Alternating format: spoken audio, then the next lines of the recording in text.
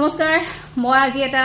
blog বা তেনেকুৱা video নহয় এটা বিশেষ কথাহে আপোনালোকৰ লগত শেয়াৰ কৰিব বিচাৰিলো যেটো ৰিসেন্টলি লাষ্ট কালি মোৰ লগত ঘটি গৈছে কিন্তু মই জেনে তেনে বাছি আহিছো কাৰণ কি আমি সকলোৱে জানো আজিকালি ইন্টাৰনেটত কেনেকুৱা ধৰণৰ ফ্ৰড বোৰ হৈ আছে কিমান কি মানে বাহানা কৰিব পাৰে যাৰ কাৰণে আপোনাৰ মোবাইলত থকা পইচা কেটা লৈ যায় সো মোৰ তেনেকুৱাই হল মই ফ্লিপকাৰ্টত বস্তু অৰ্ডাৰ দিছিলো গ্ৰসাৰী তো আহি পোৱা নাছিলে মই তাৰ কাৰণে কমপ্লেইন প্লেস কৰি দিছিলো মোৰ 31 তাৰিখে অহা কথা আছে তো কালি লৈকে আহাই নাই তো কি হল ৰাতিপা মোৰ মোবাইলতে ফোন আহিছে মোক কৈছে যে ফ্লিপকাৰ্টৰ বা ফোন আহিছে আপোনাৰ কি প্ৰবলেম আছিলে হেতু কক মানে কাস্টমাৰ কেয়াৰ ফোন কৰিছে সো জেনুইনলি মোৰ প্ৰবলেমটো হৈ আছে গুৰিকে মই তেওঁ কলো কথা কিন্তু মই এনেকুৱা হৈছে ডেলিভাৰী বয় জনে দিয়া নাই এনেকুৱা প্ৰবলেম সব কলো তেওঁ কৈছে ঠিক আছে আমি এতিয়া সলভ কৰিম খালি আপোনাৰ WhatsAppত এটা কল যাব জাস্ট আপুনি ৰিসিভ কৰক আৰু যেনেকৈ মই ডাইৰেকচন দিম তেনেকৈ আপুনি কৰক এনেকৈ কয় তো মই ঠিক আছে মোৰ প্ৰবলেমটো সলভ হোৱাৰ লগত কথা মই বেলেগ কথা ভবা নাই লগৰ WhatsAppত তেওঁ কলটো আহিছে মই ৰিসিভ কৰিছো ৰিসিভ কৰাৰ পাছত এই দৰে ইয়াত আহিছে স্ক্ৰিন শেয়াৰ বুলি এটা অপচন আহিছে সো মোক কৈছে এই অপচনটো ক্লিক কৰি দিয়ক তাৰ পাছত যিখিনি হ'ব তেওঁলোকে কৰি ল'ব